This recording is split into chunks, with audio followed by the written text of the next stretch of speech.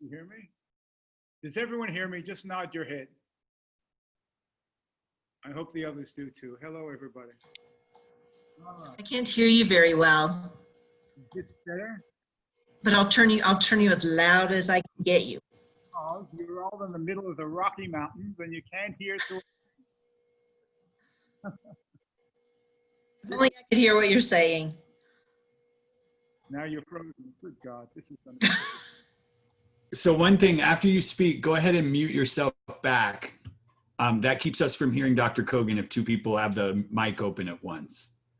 Themselves, with the sole exception of me, I sound like President Trump. But mine did the voice. All right. We're at chapter 4, verse 4. He's going through all the various avenues of life: money, power, wisdom, sex, wine, voluptuousness, but the one thing he doesn't mention, which is so, and I have never quite thought of it before, is the central topic of the book we just read: love. The wisdom literature tends to view women as a distraction from wisdom. And that is both Greek and Hebrew. And if we read the book of Proverbs, which is the orthodox wisdom literature, we're reading the rebel, well, we were in South Carolina, so we're reading the rebel books, which rebelled against the idea of a just God and the idea of a meaningful life. The book of Proverbs is very orthodox. Life is full of meaning. Obey the law, be a good guy, a good citizen, obey God, and you'll have a happy life. But watch out for those women, young men especially. They will distract you from wisdom. They don't exactly say satanic, because the idea of Satan is a weak one here, but they will lead you on the wrong path. But of course, in Song of Songs, love, let us be true to one another. That's the whole theme of it, that there may be no other meaning in life except the embrace of lovers. And this, of course, it's written from the point of view of a 20-year-old couple.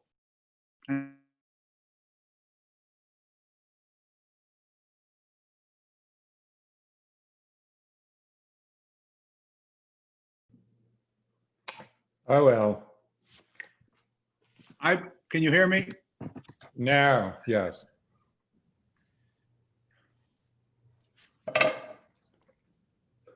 Well, everyone looks frozen. I'm not frozen. Everybody is just frozen, as far as I can see. Can people hear me or not? We can hear you. I'm unmuted. I'm on full sound. Again, it tells me my internet connection is unstable. This is very frustrating. That's the issue. There's Bear with us for a moment.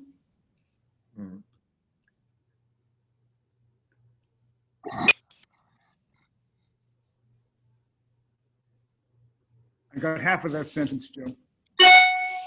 Okay. Is it our machines, our computers, or something in the air? No, it's actually your internet connection. I'm having a problem too with, I'm going to have to mute everybody. Hold on. And then I'm going to unmute you. I'm here and unmuted again. Just 1 second. I'm unmuted, am I not? Yeah, and we can see you and oh Lord, we can hear you. Can everybody wave if they can? Can people hear me? If so, I don't think you can hear us, can you? Very well. I've just myself. We can hear you.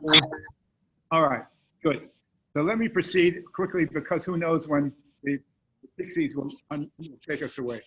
So the central thing about this book is the one thing he never mentions as a pursuit is true love.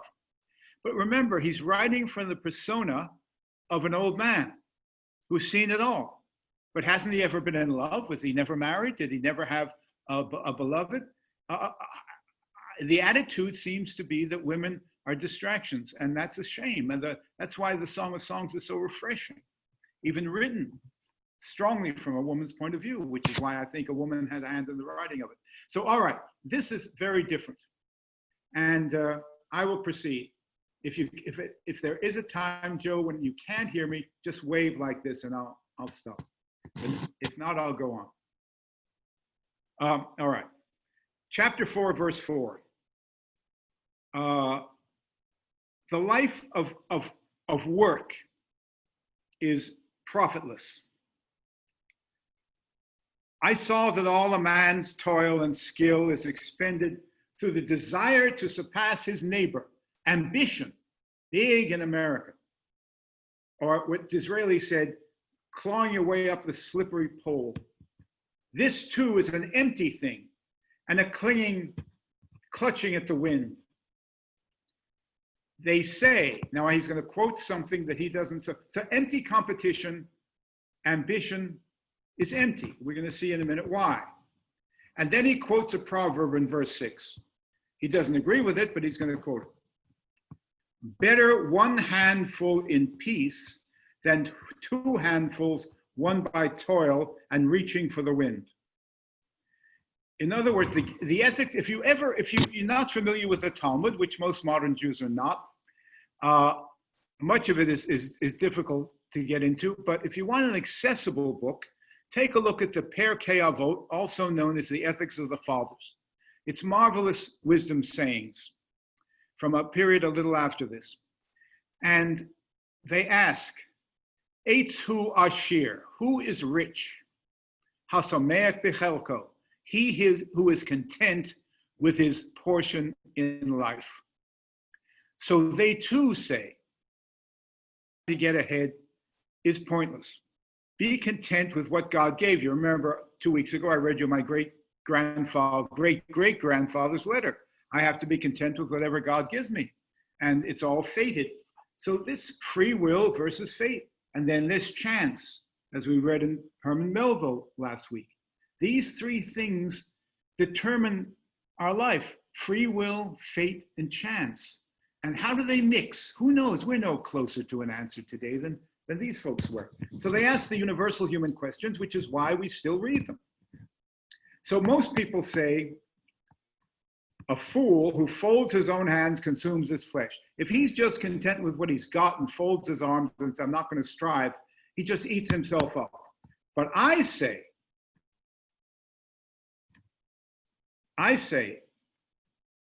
something else. Verse 6. Better one handful in peace than two handfuls won by toil and reaching for the wind. Ambition consumes us. To be content with what your portion is, that's a life of peace. Now, at his age, perhaps he thinks so, having striven after all these things and realizes it all comes to nothing anyway. That's the point of view of some old people. Not me, I must say, and I hope not. Well, I don't want to editorialize here, haha. But I mean, if I thought that were true, I wouldn't be teaching. I think effort is worthwhile. And you can accomplish something. You're not going to live forever, but for heaven's sake, there are things we can accomplish. Verse 7, I still saw another example of futility in this world. A lone and solitary man with no son and no brother, but who toiled endlessly without ever satisfying his yearning for wealth. He gets riches, he has a big factory, he manufactures, oh God, socks, shoes, whatever.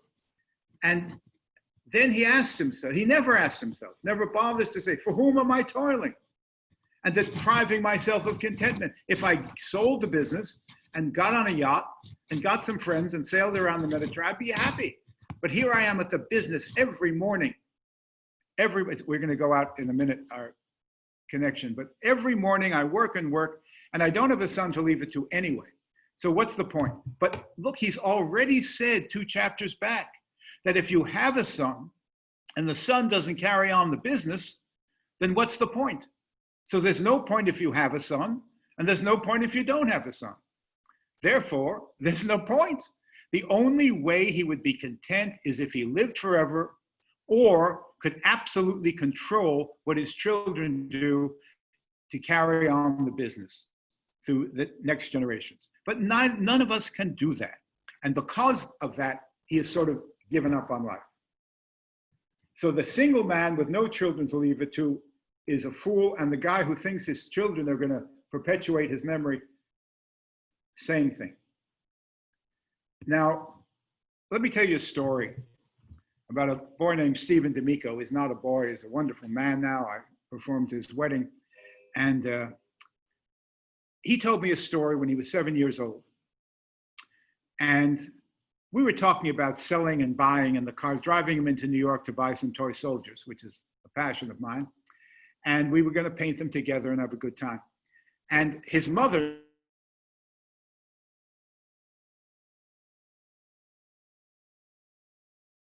from a hurricane. And so I'm talking to him as I'm driving in, and he said, "How much are these soldiers?" Well, I said, "Unpainted, they're $5, and then we have to buy the paint." "Oh," he said, "that's a lot." And he had his little $5 bill in his 7-year-old hand. I said, "Well, the merchant wants to get as much money as he can for the soldier. You want to spend as little money, and so you come to a compromise. He charges as much as he can get, but not more than you can pay." He said, "No, I think that's wrong." Well, his father happened to be a member of the his grandfather was actually a communist who believed in Marxist stuff. So he inherited that. So he said, "That's unfair." And I said, "Well, when you grow up, don't you want to be as rich as you can get?" He said, "No. Let me tell you a story." The rabbi, and we had a wonderful rabbi at the time in New Jersey, the rabbi told us in Sunday school, there are two kids at an old-fashioned ice cream parlor counter. And some of you remember with me the old marble counters where you could get an ice cream soda, or they're gone, except in the old town of Mount Pleasant down here, there is such a 1950s drugstore with a counter and with real ice cream sodas. It's worth a pilgrimage. But two kids are at an ice cream parlor, and one has a cone with 2 scoops of ice cream, and the other has 1 scoop. And the one with the 1 scoop is happy with what he has, but the one with the 2 scoops wants the 3rd scoop that the other kid has. Who is richer? So I played along and I said, "Well, of course, the one who will have the 3 scoops." He said, "No, the one who is content with what he has." And that boy, and the rest of I was awed, 7 years old. And we were good. The thing he loves most of all in the world was matzo ball soup. And we were going to go to the 2nd Avenue Deli in Manhattan, which has pastrami sandwiches. Oh my God. And that big, and the best. And they had the greatest matzo ball soup in New York. So I was taking him for a treat. Then I took him to Showboat, the revival of the play Showboat, musical, great musical. Jerome Kern wrote it. He hadn't been south of the Battery of Manhattan, but he captured the music of the Old South. Brilliant, the Jewish imagination. So we were going to have a great day and then buy the soldiers. But we got to the 2nd Avenue Deli and there was a picket line. I was a Republican at the time. I didn't give a damn. So I have his little hand in mine and we just walk right through. And we're waiting for a table, and this 7-year-old kid looks up at me and he says, "Michael, I'm uncomfortable being here. My grandfather told me never cross a picket line. What are these people picketing for?" It was something health insurance. He said, "Well, everyone should have health insurance." I said, "I agree with you, but don't you want the matzo ball soup?" He said, "Not here." And that is a boy of character. And we got in the car and we went to another deli. It wasn't as good, because there are not so many kosher delis, and I'm kosher, so I have to find. We went to Fine and Shapiro, way in West 72nd Street. But a boy and a man of principle and character and courage, and that's what he's become as a man. But in any case, the story of the 2 ice cream, the 2 scoop ice cream cone and the 1, this fellow would agree, be content with your 1 scoop. Don't drive yourself crazy trying to get the 2nd one. It isn't worth it.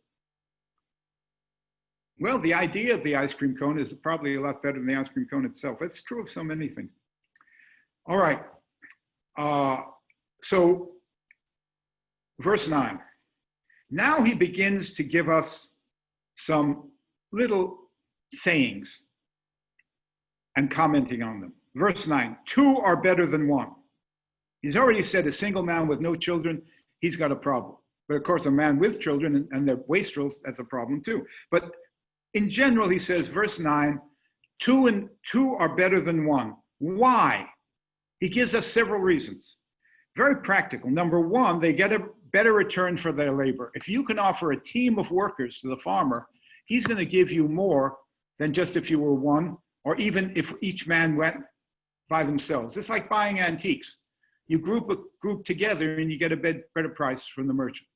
So it's just practical advice. So you get a better return in salary. Verse 10, another reason why 2 are better than 1. If one falls, his companion helps him up. So we help each other through life. And that, of course, is a great thing all of us should be doing. But if you're alone and one falls, there's no one to help him. This is practical advice. Then the third reason why 2 are better than 1. If you sleep together, you keep each other warm. But you can't get warm if you're sleeping alone. All right, that's another reason. And then there's a last reason where 1 may be overpowered by an enemy, 2 can resist an attack. And a cord of 3 strands is not quickly broken, probably an old saying. All very true, and we need companions and they strengthen us. So even if everything's ultimately meaningless, it's better to have companions and not be alone in life. And we know what our friends mean to us, especially during this time of isolation. Thank God for the internet and the telephone. Verse 13. Better to be, remember they talk about the wisdom of age. T.S. Eliot said, don't talk to me about the wisdom of age. Young fools become old fools. Better to be, verse 13, better to be a youth, poor, but wise, than to be a king who is old and foolish. So youth is by definition better than old age, all the aches and pains and problems. And wisdom, you can be a young wise man, and you can be an old foolish one. Remember Wordsworth said, the child is father of the man. That the child is in certain ways wiser than we are as we grow up, because we come from God, knowing all things. That's a Jewish theory, which Wordsworth somehow picked up. And then we forget as we go toward death, and we have to learn in this world what we knew in our mother's womb or in heaven or wherever we came from. So the child is the father of the man. And he's saying, yeah, there are a lot more, there may be young people, but don't discount their wisdom just because they're young. Verse 14, though a person had risen from prison to a throne, in the very kingdom where he is born in poverty, very interesting, Abraham Lincoln, born in a log cabin, became president. Well, obviously, Kohelet didn't have Abraham Lincoln in mind, but what about Joseph? He was in prison.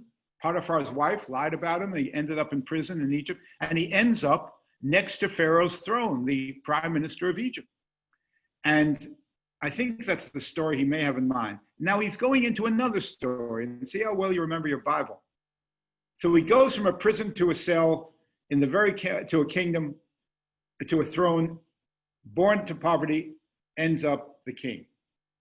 I watched, verse 15, I watched all the living under the sun throng to the side of a second youth who was to replace him, the one who rose up to be king from poverty. A second youth then replaced him. Now, I think he has in mind the story of David, who was a shepherd boy, a simple boy, and Samuel went out and found him to be king of Egypt, of Israel, and the greatest king we ever had. And he rose to great power and made Jerusalem the Jewish capital. And then his son, several of them, but most notably Absalom, rebelled against him, the boy king, who was no longer a boy, but he remembered rising up, killed Goliath, came to Saul's attention, became king. And now Absalom rebels against his father and dies in the attempt. So you strive for power, and then your son, especially if you're a king in those days, your son will turn on you and try to be try to be king as soon as he can. Poor Prince Charles has spent his whole life waiting. I'm sure he doesn't desire his mother to die, but on the other hand, he'd like to be king. So, I mean, there's very little love in families like that. It's too much power and too little affection. I don't envy those royals, their lot. It's a cold life, and just waiting for someone to die so you can take the and reigns. And how long will he be king? And then he'll go the same way. And so this is the bottom line. You replace, the young king replaces the old one. But verse 16, the endless numbers of the people in the past and in the future couldn't care anything about either one of them. This again is an example of futility and grasping for wind. So you claw your way to the top, you're replaced by your rebellious son, and then future generations will forget you both. So what was it all worth? So you were king for a few years. If you take an overview that's big enough, then the meaning of the life of the individual does one of two opposite things. I'm just thinking aloud here. It seems to me, if you take that larger view that we're all part of, just take me. Apartment 209, 1 King Street, Charleston, South Carolina, United States, Western Hemisphere, the earth, the Milky Way, the universe, the mind of God. If you view it in a positive way, every finite thing gets its meaning from being located in the infinite context. And that's what Judaism is trying to do with all these rules about eating and kissing mezuzahs and praying and all of this stuff. They're all ways of reminding us that cooking a meal isn't just a finite activity. It is, if you follow God's laws of kashrut, it is an activity of the infinite. You're doing something that God looks down upon and smiles upon, if you believe that, which I do. So the idea is to make everything count. Nothing shall be yielded up to godlessness. Every act shall be a finite act within the infinite context. Now that I find tremendously comforting. But he's taking a very different view. If you look at the largest possible perspective, or even stop with humanity, who's going to be remembered?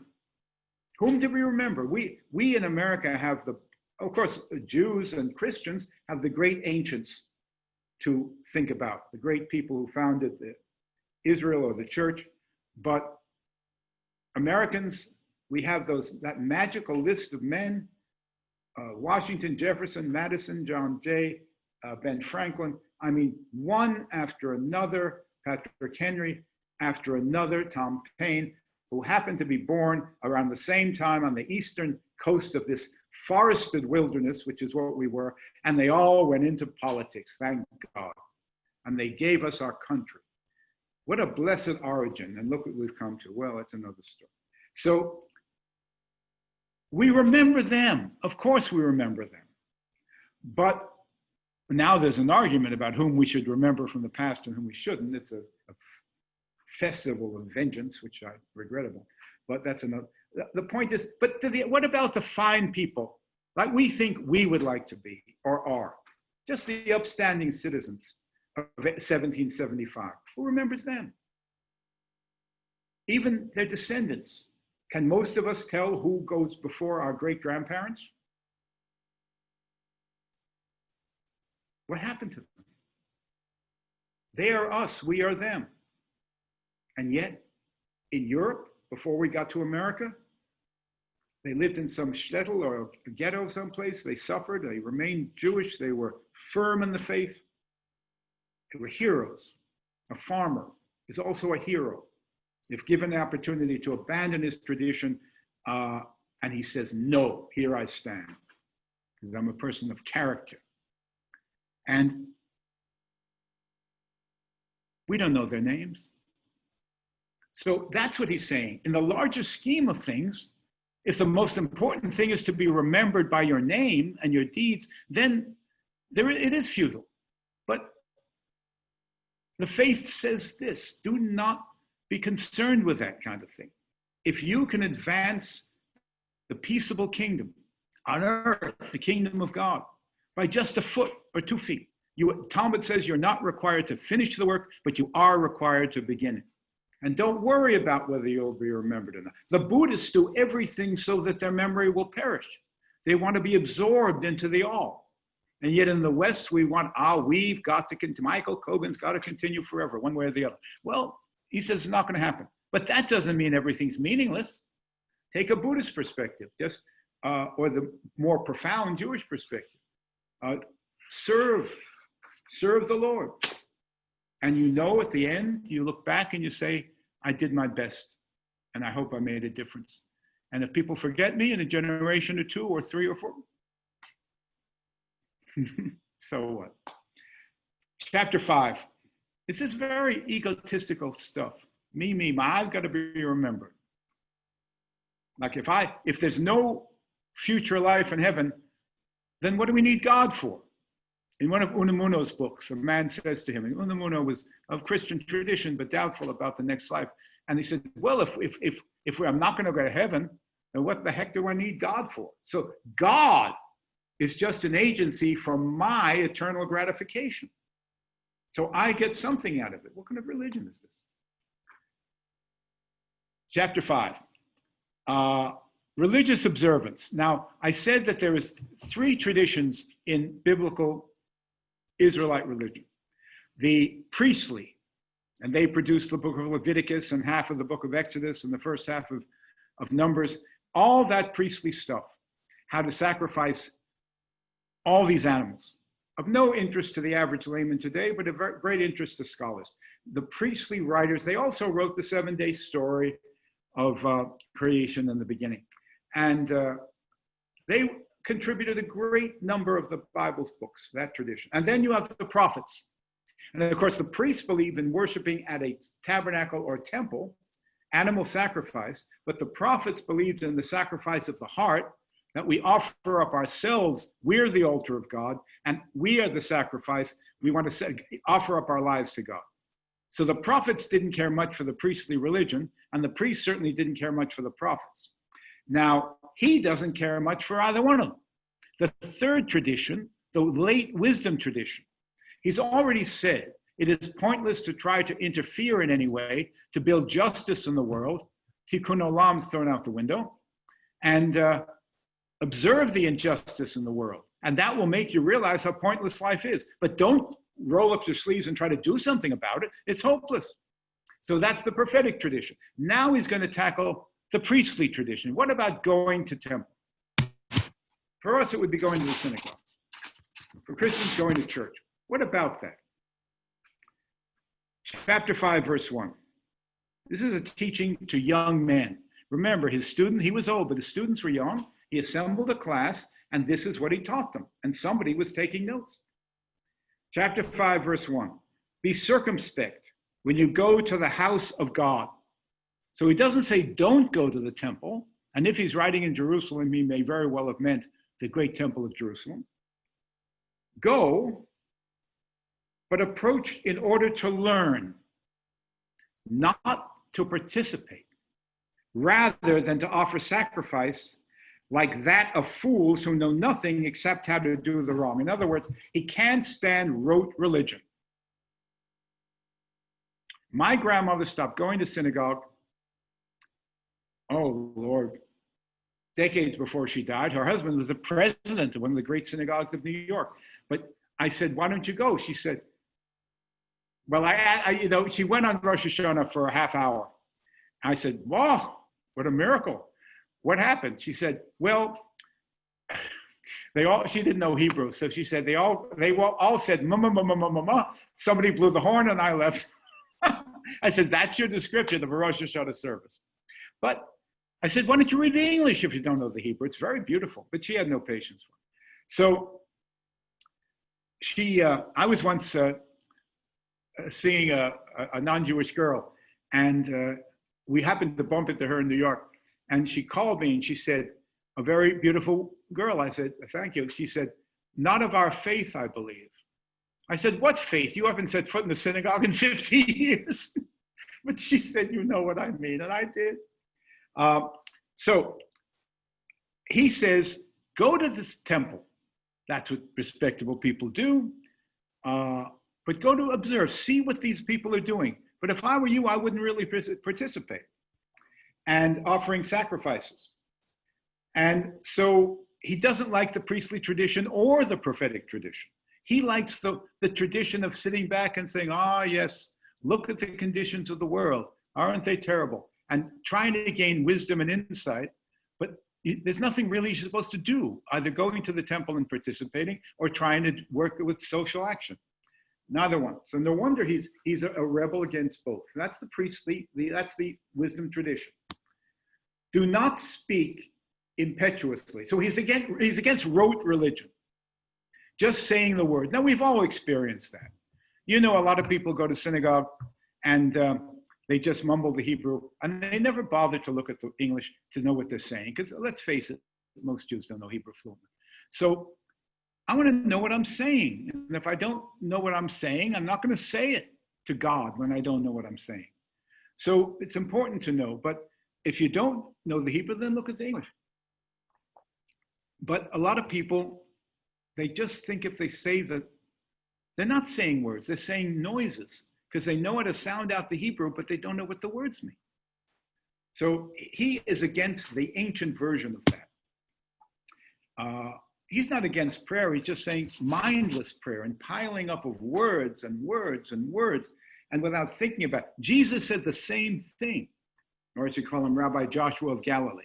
When you pray, do not add word upon word and go on, because God knows your thinking. Just say, our Father who art in heaven, hallowed be thy name. Thy kingdom come, thy will be done as on earth as it is in heaven. Give us this day our daily bread. And forgive those who persecute us as we forgive our persecutors. Lead us not into temptation, but deliver us from evil. You know what that is? It's a shortening of the Kaddish. It's the Kaddish prayer shortened. Our Father in heaven, etc. Just look at the Kaddish. Hallowed be thy name. Yit gadal v'yit gadash shemei rabbah. Hallowed and sanctified be your great name. And there's nothing, I say that prayer if I'm leading the prayer in a meeting with Christians. Everyone knows it by heart. The Christians do. I know it. And it's a perfectly kosher prayer. And not every prayer in the New Testament we can say, but certainly that one's fine. All right, now Jesus was a rabbi and he was teaching them how to pray, but he too said, don't pile the words up. What would he make of our 2.5 to 3 hour Shabbos morning service, I wonder? I knew two wonderful people in Charleston, Harold and Lillian Jacobs. Some of you may remember them from KKBE. This man was what we call a tzaddik, what Christians call a saint. Every synagogue should have such a man. I never met a kinder, more jovial, more beautiful human being. And he had the old Charleston accent, which very few people have. He didn't say go through the gate. We're going through the gate and to Beaufort and the roof and the Cooper River, And what a beautiful man. And his wife, she was an old-time Reform Jew. And I'd sit with them at the Friday night, and if that service went 1 minute over an hour, she'd wave her watch at the rabbi, and she'd say to me, we're becoming Orthodox. We're Orthodox suddenly. I said, look, baby, you ain't Orthodox. You don't know what Orthodox is. But that was her thing. How did I get on her? Well, I'm glad I did. It always makes me happy to think of them.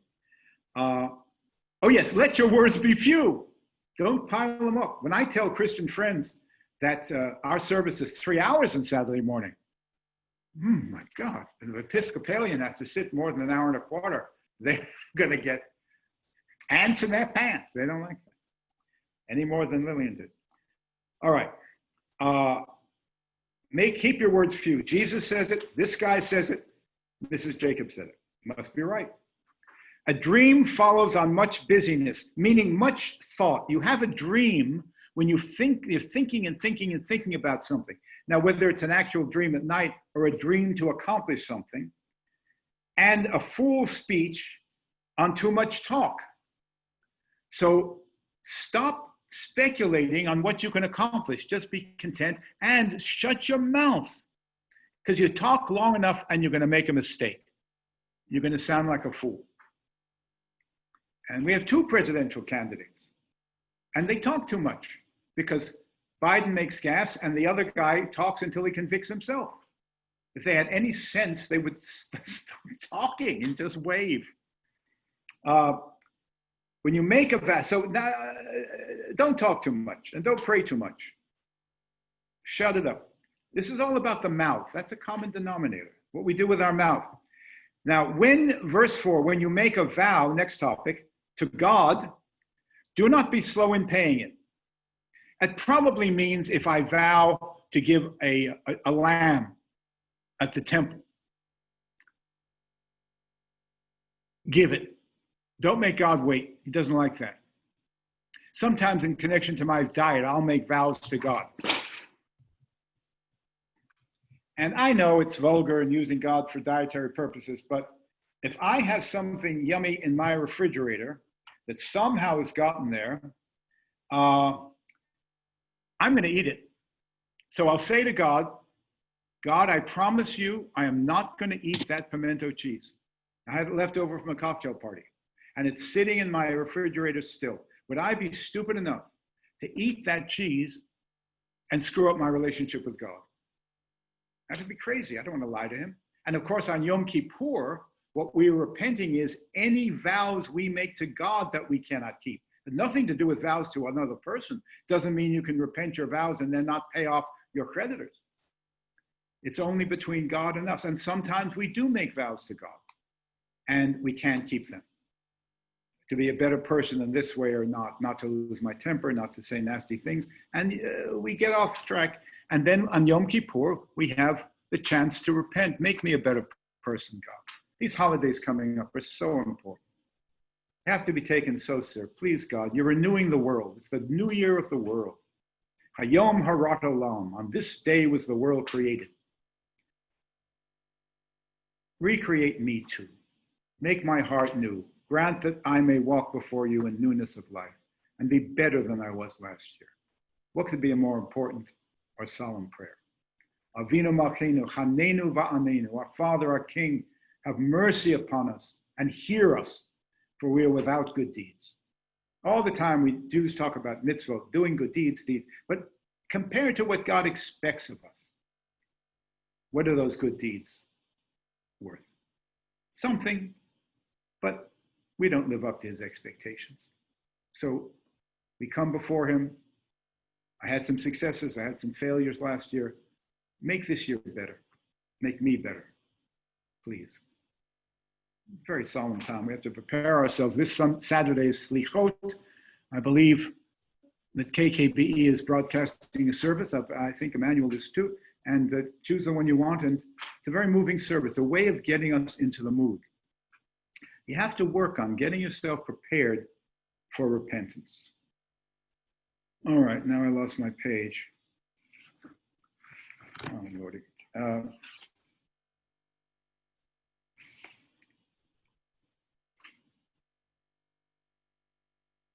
Yes, chapter 5. All right, if you make a vow to God, keep it for heaven's sake. And of course, to another person too. Keep your promises. But it is better that you make no vow than that you make one and don't keep it. So be careful with your mouth. The old Jewish saying in the Ethics of the Fathers, this very accessible volume of the Talmud, it says, God, be thou a guardian at my mouth. Keep me from speaking guile and my lips from speaking falsehood. That to those who slander me, may my soul be dumb. We say that every Shabbat. Every day, I think, if we pray every day. It's the end of the Amidah.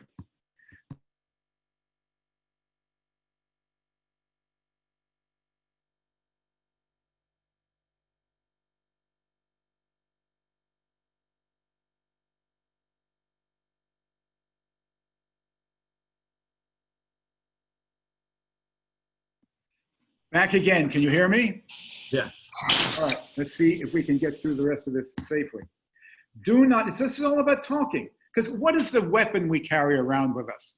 You carry around a knife? No. Do you carry around a gun? No. What do we carry? This deadly weapon in our mouth, the tongue.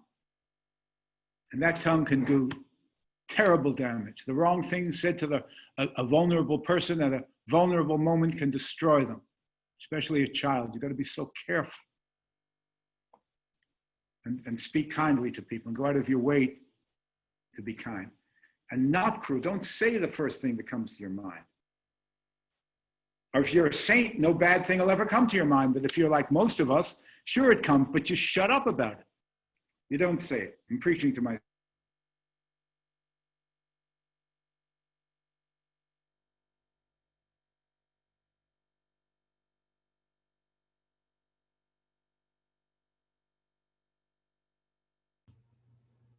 Michael, we need you to unmute again.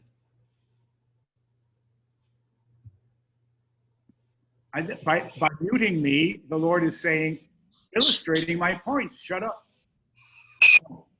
So do not say to a messenger who comes to collect a vow, say from the temple. You see, you're supposed to send like a synagogue contribution. I pledge $100, then you don't give it. Well, you get a telephone call eventually. And don't say it was just a mistake. Sorry, I can't pay. Why should God be angered by your speech? God, now here he suggests that God isn't as distant as he has suggested. He never doubts God. There were no atheists in those days.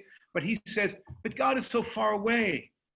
There can be a God and yet life can be meaningless. But here he contradicts himself, as people do if they write long enough, just the way they will if they talk long enough. Why should God be angered by your speech and destroy what you have accomplished? God hears everything I say. Yes, ma'am. Yes, he does. And everything I do. And that's the whole point. Not that there's a God somewhere, but God is here. And you have to run past him before what you say hits somebody else. Think of that. It may be a fancy, but it's a fancy that leads to a much better life, a kinder life. Don't insult God by your speech and destroy what you've accomplished, like good relations with other people. I had a conversation with my rabbi in New Jersey. I wanted to wish him a happy holiday, a very, very wise man. And it was a great conversation until the last few minutes. I brought up something I knew would infuriate him. What made me do that? We were agreeing on everything. And I screwed the whole thing up. Am I just a natural contrarian? Or do I really need a psychotherapist to try to figure out, why would I do that? So I sent a long email of repentance. I said, I don't know why I did that, but I apologize. Well, we'll see. And I begged his pardon. I should know what I'm doing. I teach all this stuff. But something in me made me want to say something that would annoy him.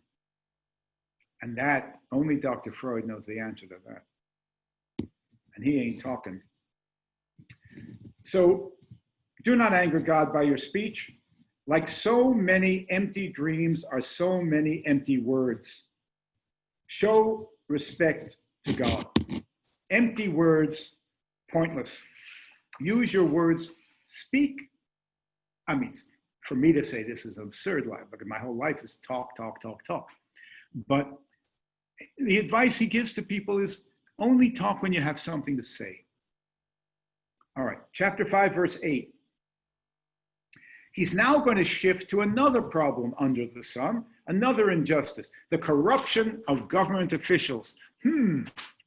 Well, verse 8. If you see oppression of the poor and denial of justice and right in a province, do not be shocked. He doesn't say, get off your behind and go and do something about it and run for office or send the scoundrels out of office. No, don't be surprised. For each official is being watched by his superior, and over them all is the king. Now, your translation of verse 8 is different. I don't know if it mentions the king, but this translation has reordered this to make it make sense, although verse 9 makes no sense at all. We don't know what verse 9 The text was mangled. We don't know what it means. And this fellow translates, the real wealth of a country is in its cultivated land, which of course has no connection to what's around it. It's just a scribal error of some kind. My teacher, when Aristotle would write something that didn't fit the context, he would say, Aristotle was napping when he wrote this. So how this got in here, I don't know. But he's talking about hierarchy. The reason that the local official seems so corrupt and unheeding of the people is because he has a guy over him who's also corrupt and telling him what to say. And overall, there's a corrupt king telling them all what to do. And they're trying to suck up to him. Well, that's true today as it was then. So he's against public corruption. Doesn't say do anything about it. Just get wisdom, just like you get wisdom by watching the people in the temple, but you don't participate. You get wisdom from watching politics and government corruption, but nothing to do about it. So there we are. Okay, chapter 5, verse 10. Now, having dealt with corrupt officials and greed in high places, societal greed, now he's going to deal with personal greed. What about greedy people grasping for more and more? Verse 10, he who loves money never has enough money. Boy, is that correct. Never content. More. How many yachts can you have? How many houses can you have? There are people who own these great mansions all around me.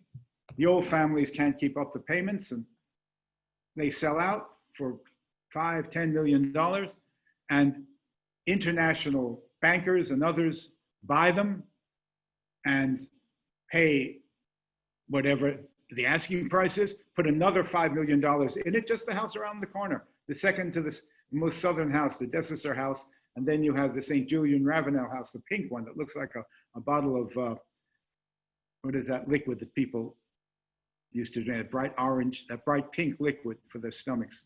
Pepto. It's a bright pink house. That, say again? Pepto-Bismol. Pepto-Bismol, no. That's right. So that man has, I think he paid $7 million for the house, and he's sinking that much again in it. He's completely restored that house. And now he's doing the garden. It's taken 4 years. Magnificent job. And we're all grateful. But he's going to be here 2 months a year.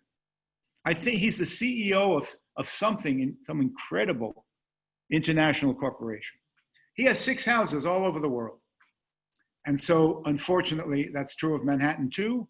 People pay $132 million for an apartment on a 70th store, and they're there 2 months a year, and they're in Gstaad, and they're here, and they're there, in Monte Carlo, and those towers are dark, most of them.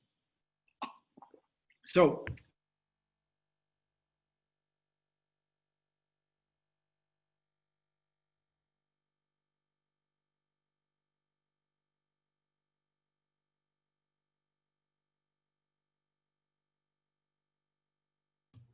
We just need you to unmute. all right, we try again. Yep, you're good. Can you hear me? Yeah. All right. Are those people happy with having to live in 6 different places in the year? I wouldn't be happy. I like to be where I am and stay here. I like it. I don't want to move in 2 months to some other place, no matter how palatial. But these people go from one place to another. I don't think they're very happy, frankly. He who loves money never has enough money. Whoever cares most about making money thinks his profits are too small. It's never enough. If that's your purpose in life, as Mr.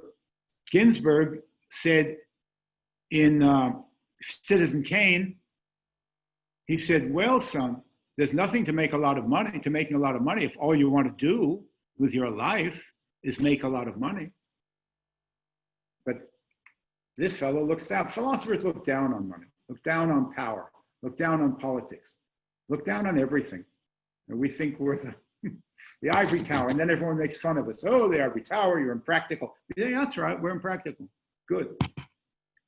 It's all futility. There's never enough money. The more the provision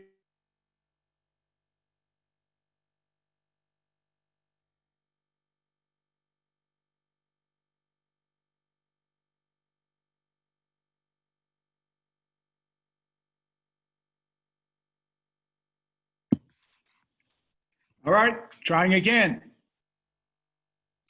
The more, and he says, now look how he compares in verse 12, the poor laborer who sleeps at peace at night, having done a hard day's work, and the boss who can't get to sleep because he's thinking about how to make more money next day.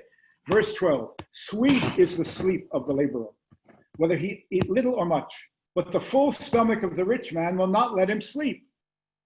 Well, on the surface, it says it's good advice. Don't eat a steak and then go to bed.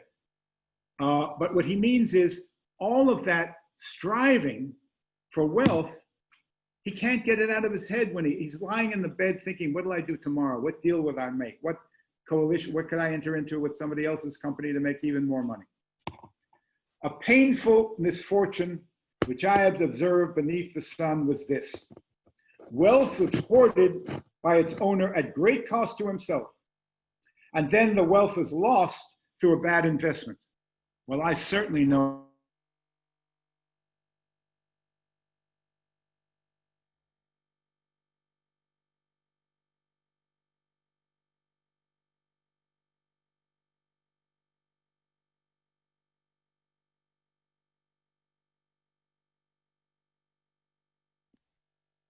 have known a number of people who have made a bad investment and had to go into debt to pay it off, and they were doing just fine. They just invested unwisely. So this is very contemporary. And he has a son, but now he has nothing to leave him. And of course, again, if he leaves it to him, he has no idea what the kid's going to do with it. So, chance. Verse 15, as that man had come naked from his mother's womb, he must return as he came, with nothing salvaged from his toil, which he could take with him. Now, there is a movie called They Died with Their Boots On, with Errol Flynn as the great General Custer. And General Custer, in the last night of his life before Little Bighorn, goes into a bar, and there's a guy there he hates, because this man is a money-grubbing jerk. And they start drinking together. And the first drink, Mr. Tape says, General, let's drink to my favorite thing, money. And they drink to money. And then Custer says, now my toast, to glory. And the difference between money and glory is you can't take money with you, meaning you can take glory. Now, the next day he died at Little Bighorn. Now, for all of my early life, that was in 1876. And General Custer was a hero in America for about 100 years. He did take his glory with him for a century. And then people started revising history and said, wait a minute, he was a total jerk. He didn't have to lead his men into an Indian ambush. Why didn't he wait? He was in the 7th Cavalry. Wait for the 8th Cavalry. He didn't want to strike. He didn't want to share the glory. And anyway, he was an exploiter of the Indians and this guilt. So suddenly he's a jerk. But for 100 years, he did have his glory. Tape didn't have the money. He died the same day at Little Bighorn. So, but even glory, Kohelet would say, even glory fades with time. People we revered a generation ago, now we don't think they're so great. Oh, Lord, everything passes. It's time. The great enemy is time. Everything passes. Time bears all her sons away and all our memory. And we go naked. And this is a famous saying. You say it sometimes at Christian funerals. You came naked from the earth, you go naked back. You can't take anything back with you. Well, all the days of all that struggle, he was so distracted with vexation and misery in order to get more money. Anxiety to make the company bigger, to diversify. And at the end, what does it all mean? Verse 18. So this is my advice to you young men. I reach the conclusion that what is satisfying and suitable is to eat and drink and enjoy oneself in all one's struggle under the sun during the few years which God grants a man. That is what one gets out of it. Eating and drinking and enjoying yourself. Well, what happened to the wisdom? At this point, he said, too much work, too much work. And all of it, there's no end to any of it. And certainly the endless grasping for money is utterly pointless. You know, Gertrude Stein said many things that nobody understood. One of them was, we have what we have not. What we have not, we have. But I think I understood it. I knew a very wealthy woman who collected fur coats. Ermine, in those days, people wore ermine, and leopard, and mink, and sable. She had a closet full of them. And she'd go to all society parties and all and wear them. And she said, you know, Michael, when I go for the fittings, and it takes months to hand make one of these masterpieces, I'm so excited. They match the furs and the skins, and they try it on me, and they build it right on my body. And I can't think of anything else to go back to the next fitting. But then I have it. And I put it in my closet with all the rest of them. And I wear it twice a year. When she didn't have it, she had it. And now that she has it, she doesn't have it. And I've had that experience. I collected 4,000 miniature soldiers in my lifetime. And I had a $2 allowance in the 50s. $2. And these soldiers, these were magnificent works of art. Today they go for, well, a lot. But to those days, $25, which might have been $2,500. So I paid off $2 a week because I bet on the Friday night fights on television with my dad, and he would allow me to win. So I got another $5. And every week I went down to Polk's hobby store and I put a few more dollars. And I'd look at it with yearning and desire. And there it was in all its glory.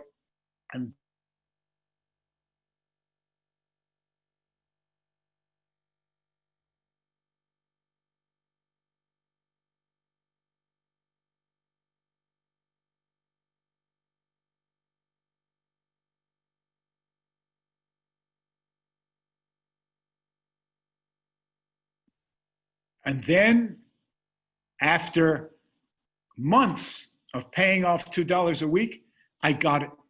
And I took it home and I put it in my display case. And I have them still from the 50s, and I love them. And they bring me back to that age when Ike was president and everything was perfect, at least for some people. And I turn the lights on often in my den as I am working on the computer or watching television, and I glance up and I see them, and they enrich my life, but not the way they did before I had them. When I had to visit them at the store, that's when I had them. So we have what we have. So when you get it, it's not as, you know what the things I remember? Things I didn't get. I didn't have enough money to buy this or that.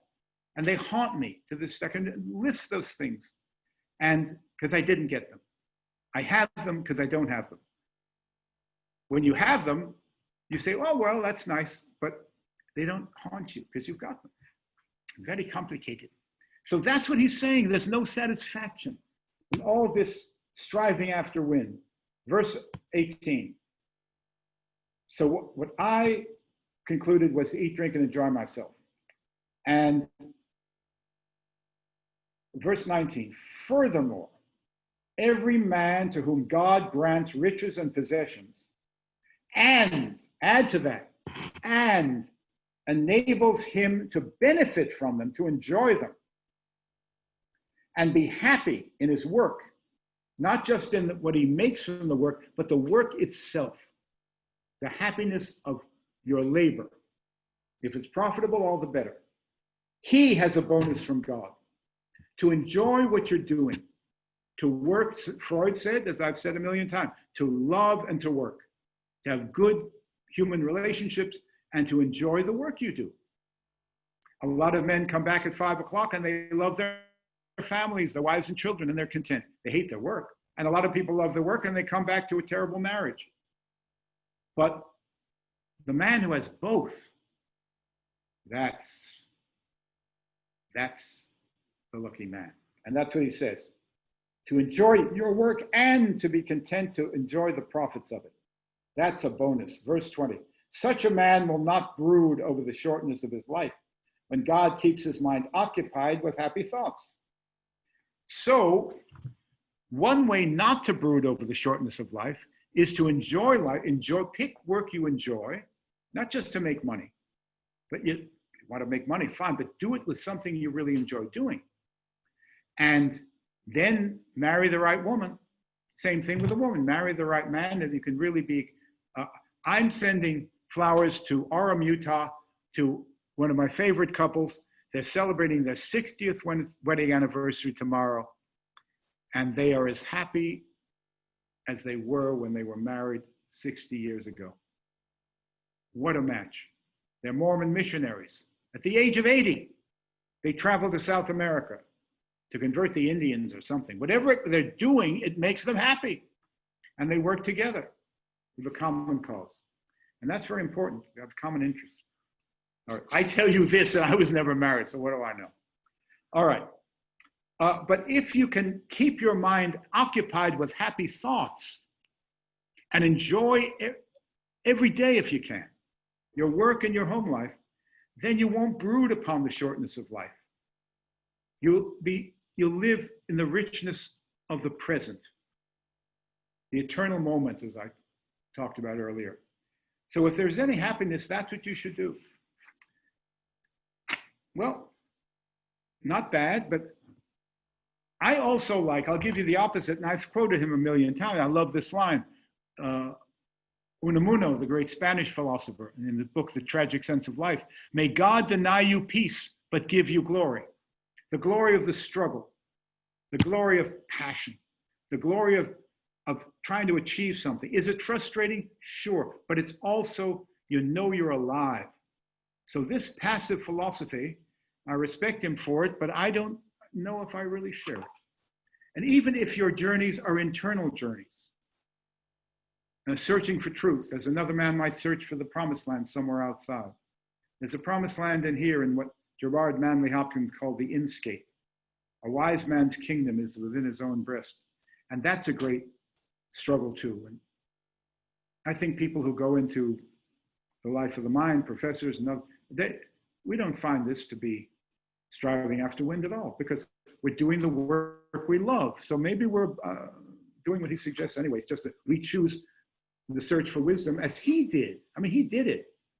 So why did he do it and he continues to teach if he thinks it's so frustrating? Well, maybe God's denied him peace, but given him glory. The glory of knowing what you're doing has some significance. What would be greater satisfaction than that you've made a difference? Chapter 6, verse 1. More of this, how to enjoy yourself. Contentment is life's highest good, because if it's not leading to another life of bliss in heaven, then let this one be blissful. It's not hard in Charleston, where I live. You look out at the most beautiful view in the world, and I mean, it's heaven, the holy city.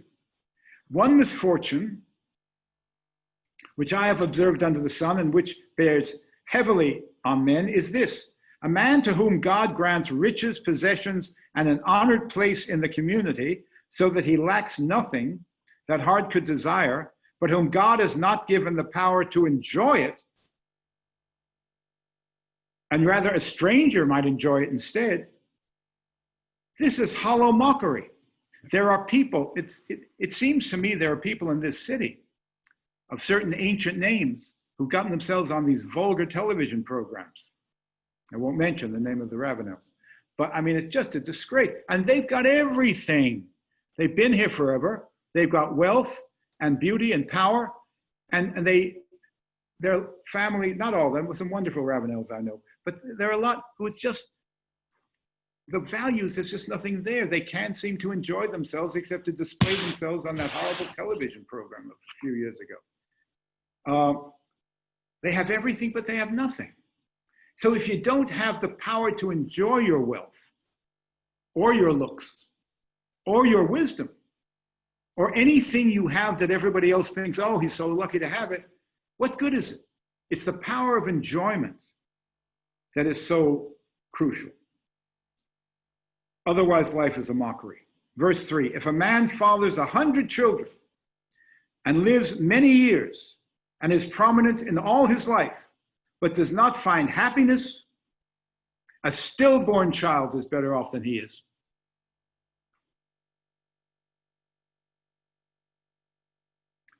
I've known men like that, but it's usually because of an unhappy marriage.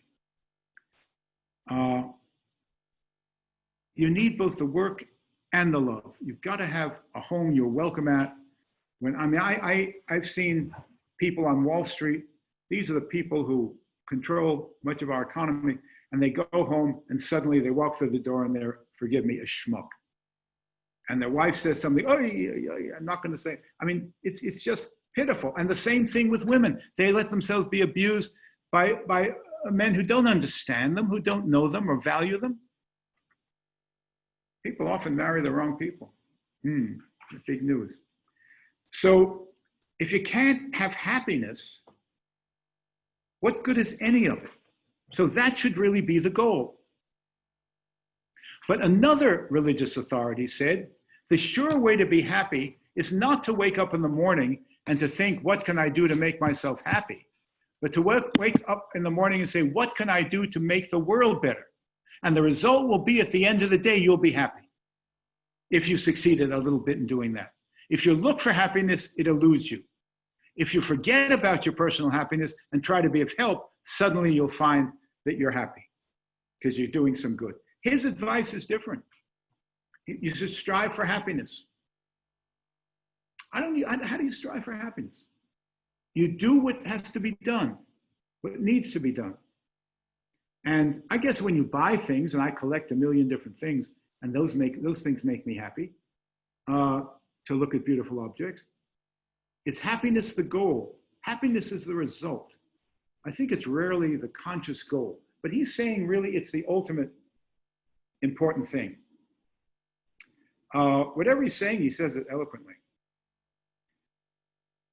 Blah, blah, blah, blah. Verse 6.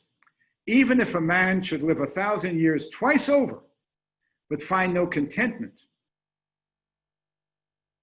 well, everyone has the same destination, the grave. So you better find contentment here. And if you don't find it, then all of that striving after money or power or social position doesn't mean a damn.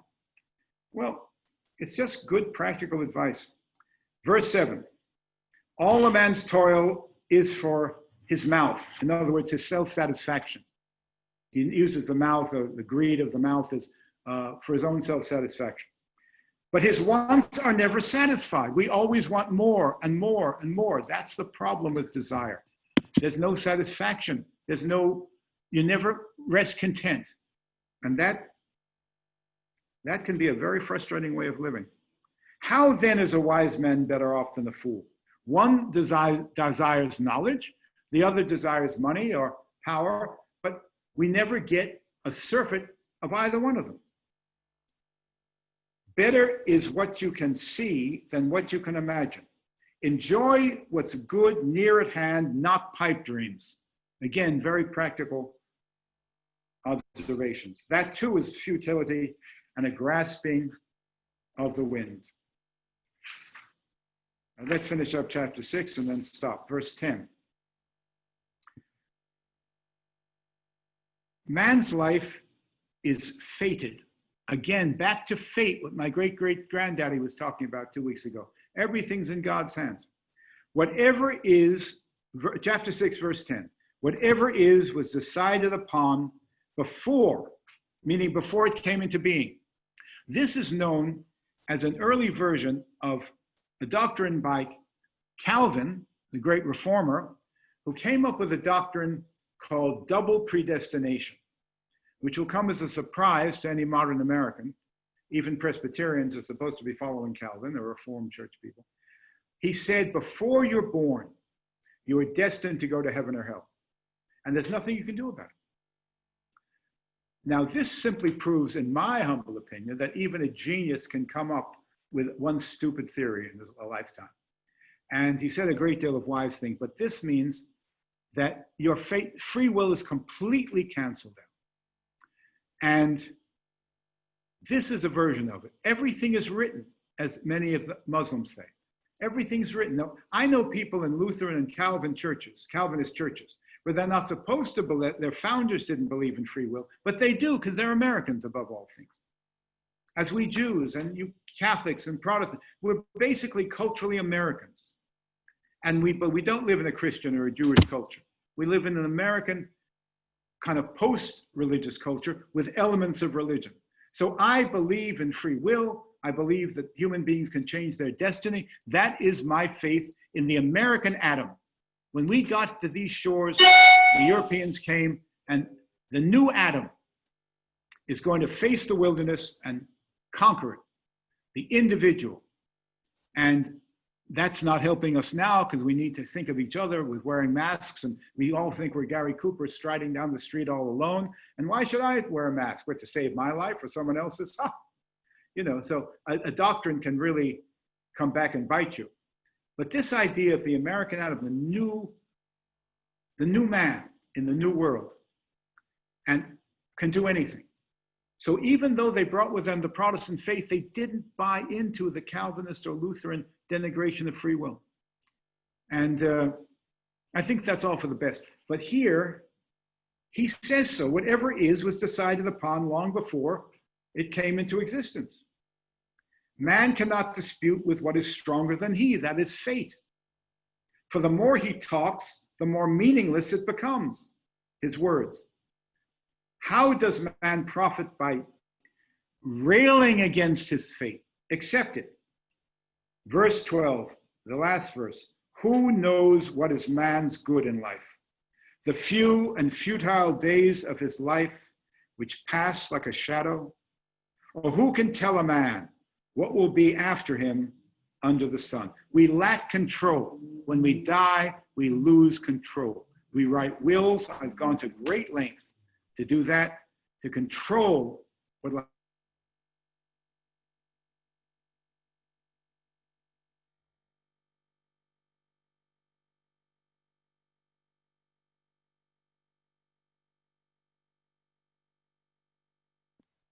I know it's ultimately futile. I try anyway, but that's hard to take.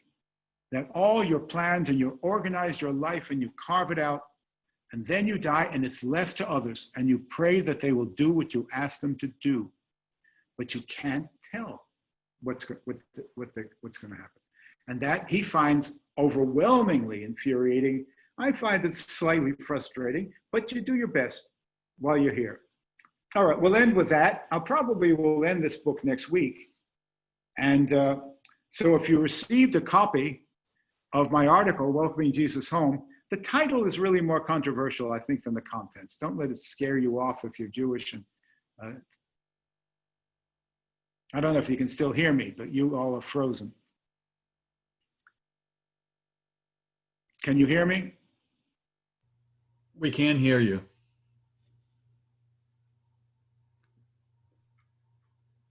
We could.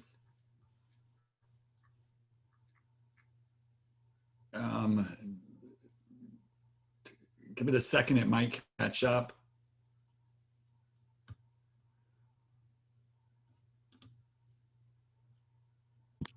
All right, the problem is growing worse, so I think we should end it. But start reading my article. We'll spend a few weeks on that, and then we can move on to any number of things, whatever pleases you, that I'm capable of teaching. Are there any questions or comments that people want to get off their chest before we say goodnight, before this damn machine breaks down again? I'm glad we have it because we couldn't have it. At this point, you should be able to unmute yourselves, and I'll also give Dr. Hogan a copy of the text chat that was at the bottom. What text? There were a couple of comments.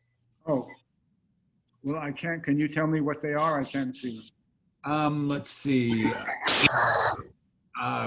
Carol says, chapter 9, verse 9 says, enjoy happiness with a woman, all the fleeting days of your life that have been granted to you under all your flowing days.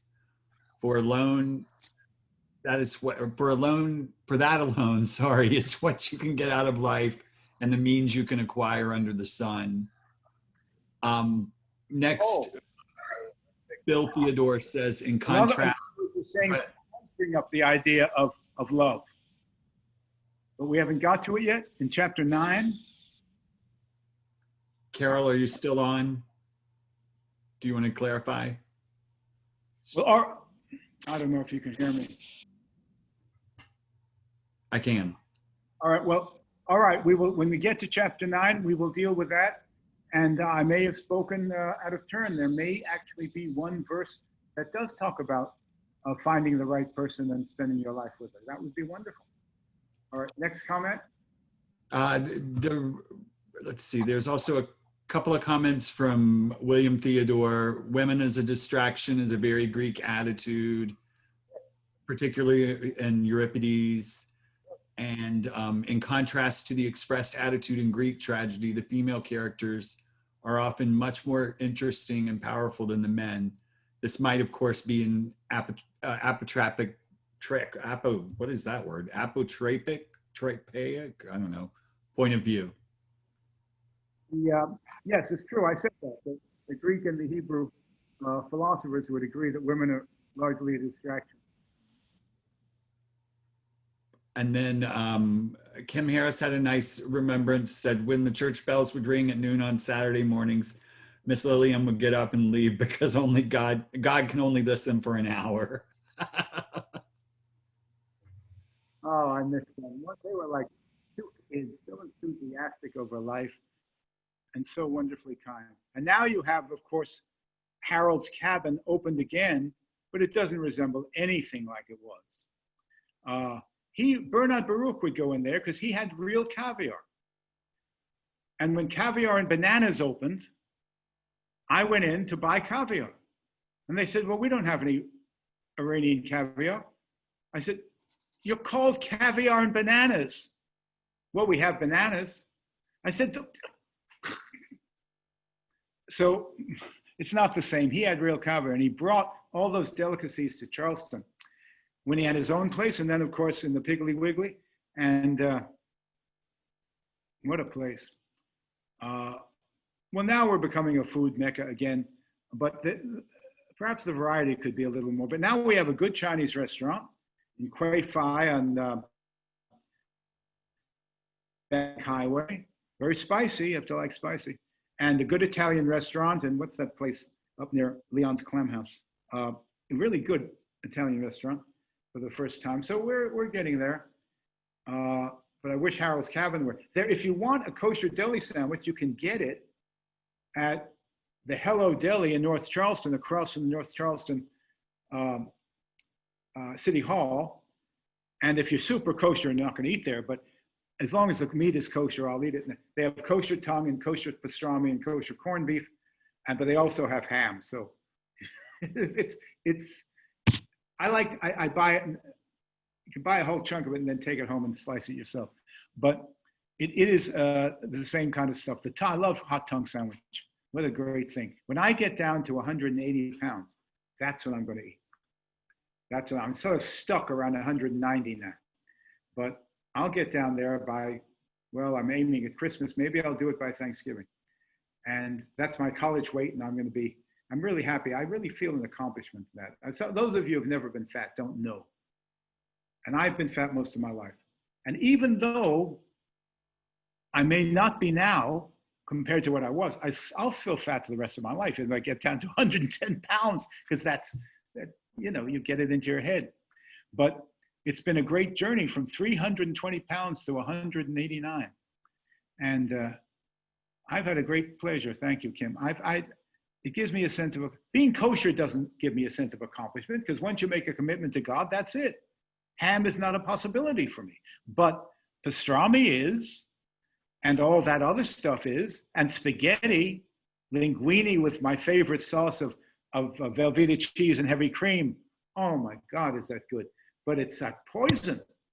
But if you only eat it like twice a year, it's all right. Maybe when I get to 185, I'll have that.